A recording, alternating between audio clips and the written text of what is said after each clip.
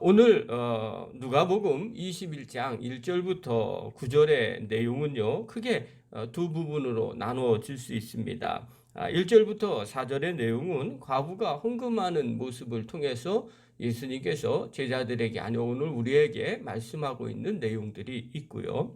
그 다음에 5절부터 9절까지의 내용을 보면요, 성전 멸망을 예언을 합니다. 그러면서 계속해서 종말의 때를 설명해 주고 있습니다. 자, 이것을 우리가 어떻게 해석해야 되는가? 여러 가지 관점들이 있을 겁니다. 그러나 문자적 그대로 보는 것이 아니라 정말 그때가 되면 이러이러한 징조들이 일어날 것이다. 그러니 우리가 그때를 때를 잘 분별할 줄도 알 뿐더러 또 때를 준비하면서 살아가야 되겠다 하는 것들을 생각해 볼 필요가 있습니다. 그래서 날과 시를 맞추는 것보다는요, 우리가 세상이 어떻게 돌아가고 있는지, 그리고 또 우리가 어떻게 신앙생활을 해야 하는지를 점검해 보는 것이 정말 중요하다고 생각합니다. 그래서 오늘 내용의 전체를 한번 보면요, 예수님은 두 렙돈을 헌금한 가난한 과부가 생활비 전부를 넣었으니 다른 모든 사람들보다 많이 넣었다, 이렇게 평가를 해 주십니다. 그리고 사람들이 아름다운 성전을 감탄하자 주님은 이런 성전은 곧 무너질 것이다, 그렇게 예언을 하십니다. 그러면서 그 징조로 마지막 때가 되면 거짓 그리스도가 일어나고 난리와 소유의 소문이 있겠지만 그때가 끝이 아니다, 이렇게 이야기해 주는 장면이 오늘 본문의 내용입니다. 오늘 이 본문을 통해서 하나님이 저와 우리에게 주시는 귀한 말씀 하나가 있습니다. 그게 바로 뭐냐면 성도는 마음을 다해서 신앙생활을 해야 한다는 겁니다. 중요한 것은 마음을 다하는 거죠. 우리가 신앙생활할 때 가끔 이런 생각을 해요. 그래도 하는 게 어디야? 예, 맞습니다. 늘 말씀을 드리지만 안 하는 것보다는 하는 게 낫겠죠. 그러나 정말 마음에 흡족하게 들려면 어떻게 해야 될까? 마음을 다해서 해야 한다는 겁니다. 많은 분들이 신앙생활할 때 시험 드는 것 중에 하나가 헌금의 문제입니다. 자본주의 사회에서 돈 문제는 아주 민감하기 때문에 그래요. 민감하다는 것은 다른 말로 표현하면 사람들의 목표가 거기에 있다는 겁니다. 그러니까 모든 판단의 기준이 바로 거기에 있어요. 그래서 나에게 돈 문제가 어떻게 될 것인가, 손해가 날 것인가, 그렇지 않을 것인가, 이게 기준이 되는 경우도 있습니다. 그래서 많은 사람들이 이 헌금에 대해서 시험 드는 이유 중에 하나가 많이 한다, 이런 생각을 갖기 때문에 그런 것 같습니다. 또 사람들은요, 세상에서 이 재물에 대해서 판단을 할 때 세상 기준은요, 많고 적음입니다. 그러니까 많이 있으면 좋은 거고요, 적게 있으면 안 좋은 거죠. 또 많이 있으면 무엇인가 뿌듯해요. 적으면 뭔가 좀 이상한 것 같기도 합니다. 자, 그렇다면 사람의 관심은 많고 적음인데, 양의 문제인데, 그렇다면 하나님은 어떨까요? 하나님의 관심은 양의 문제가 사실은 아닙니다. 하나님의 관점은요, 양보다는 다른 것에 관점이 있습니다. 우리가 신앙생활을 할 때 교회 안에서 우리 한국 사람들이 주로 갖고 있는 것들이 있습니다. 한국 사람들은 옛날부터 돈에 대해서 좀 안 좋게 생각을 했습니다. 그래서 우리 어르신들도 아이들한테 어떻게 하겠냐, 돈 많이 벌어라, 돈 이런 걸 별로 안 했습니다. 돈은 좀 안 좋게 생각하고 오히려 많이 배워라, 또 돈은 좀 이야기하지 말라, 이런 이야기들을 주로 많이 했습니다. 옛날에 선비 사상들이 좀 있어서 그렇겠죠. 그런데 교회 안에서도 이런 것들이 옛날부터 있었어요. 돈은 악하다, 아니면 그러니 관심 두지 말라, 아니면 돈은 교회에서 말하는 것이 아니야. 이래서 좀 말을 하면 좀 이상하게 생각합니다. 목회자가 만약에 헌금 설교를 하면 돈을 너무 밝히는 거 아니야, 이렇게도 말하기도 하는 분들이 종종 있습니다. 또 신앙생활에는 돈과는 상관이 없어, 이렇게 말하시는 분들도 계세요. 그런데 성경에 보면 예수님은요, 돈에 대해서 참 많이 말씀을 하셨어요. 좀 아이러니하죠. 왜 이렇게 돈에 대해서 많이 말씀하셨을까? 여러 가지 이유가 있겠죠. 그러나 그 중에 하나는 사람들이 살아가는데 재물이 얼마나 많은 영향을 미치는지를 주님은 알고 계셨어요.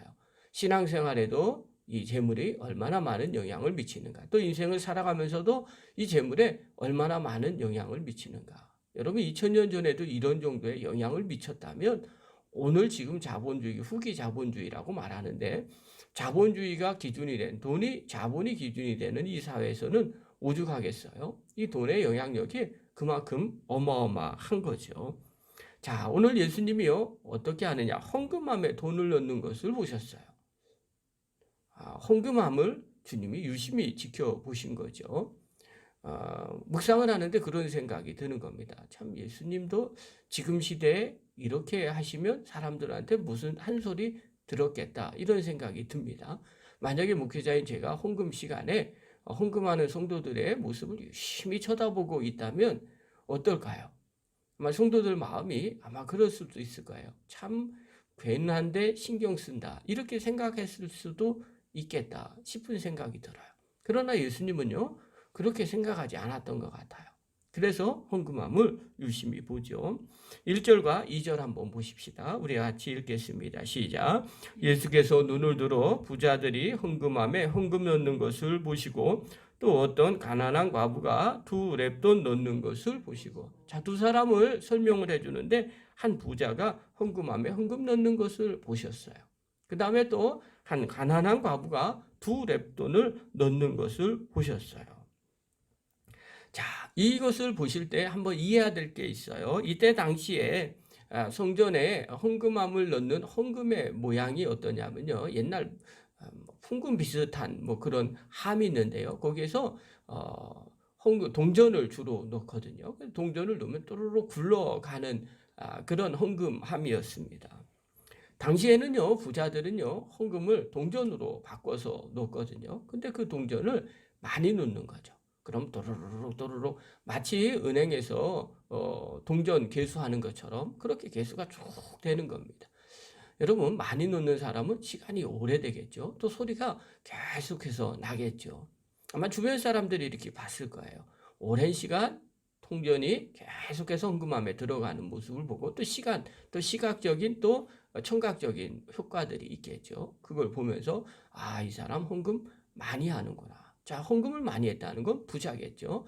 저 사람 부자구나. 하나님의 복을 받았겠구나. 그리고 헌금을 이렇게 많이 하니 얼마나 많이 헌신하는 거야. 하나님 기뻐하겠구나. 아마 사람들이 그렇게 생각했을 것 같아요. 그런데 가난한 과부가 헌금을 하는데 동전 2렙돈을 넣었어요. 2렙돈은요 하루 품삯의 50분의 1입니다. 이게 얼마지 어저께 계산기로 두들겨 봤어요. 그랬더니 하루 일당을 10만 원으로 치면 50분의 1은 2,000원이 됩니다. 그러니까 이 과부는요 2,000원의 헌금을 한 거예요. 오늘날 돈으로 2,000원인 거죠.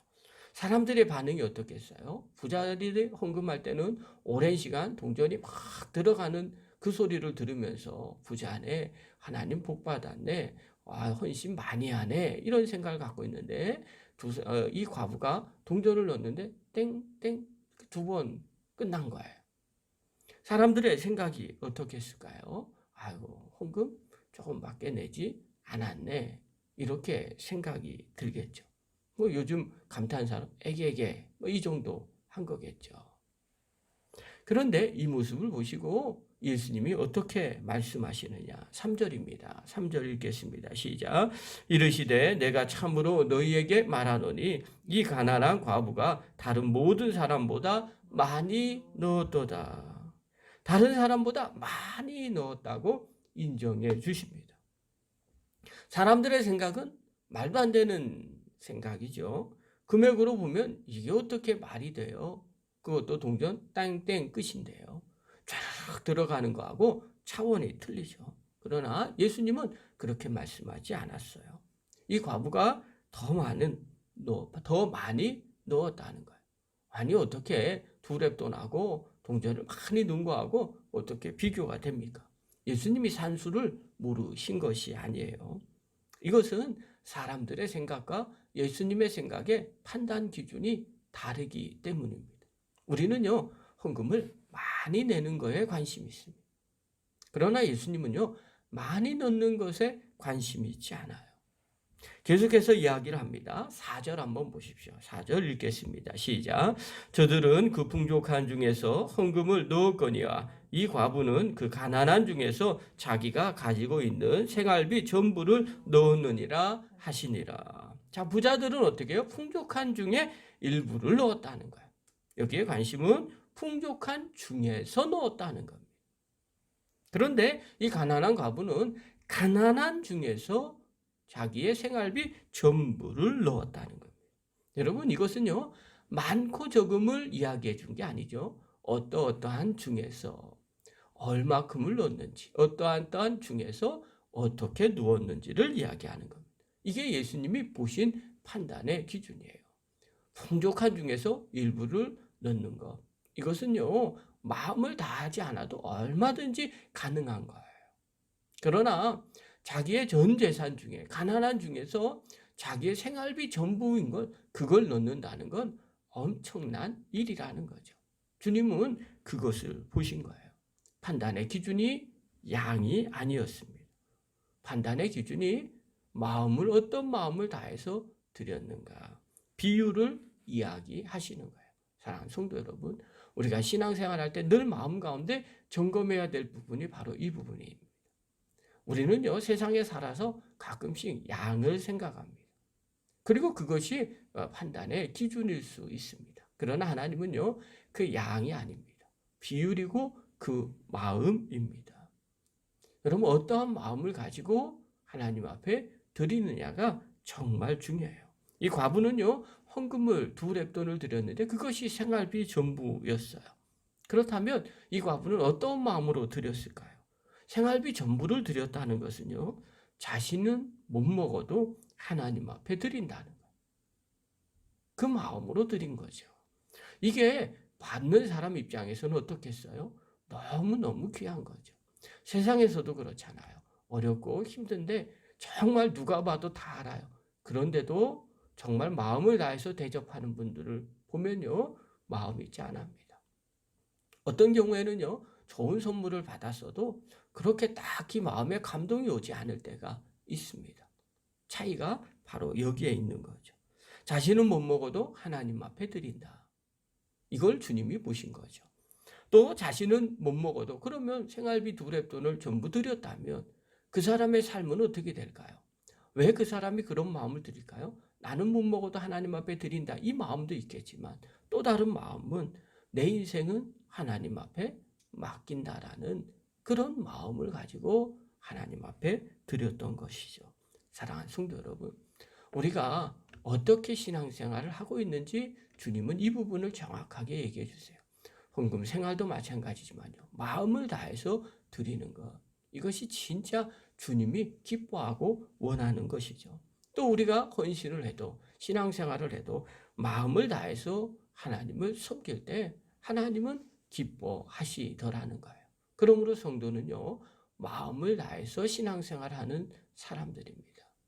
사랑하는 귀한 성도 여러분, 또 영상을 보는 귀한 성도 여러분, 또 코로나 확진으로 어려움을 겪고 있는 사랑하는 성도 여러분, 마음 같아서는 그냥 전부 다 신방도 하고 싶지만 그러지 못하는 것 이해해 주시기 바랍니다. 그러나 우리가 어디에 있든지 간에 우리의 마음을 다해서 주님 앞에 신앙생활하는 그 모습 하나님은 보시고 기뻐하시고 반드시 칭찬해 주시고 또 반드시 하나님의 복을 부어 주실 겁니다. 저와 여러분이 그렇게 마음을 다해서 신앙생활하는 믿음의 거룩한 종들 되기를 간절히 축원합니다. 기도하겠습니다.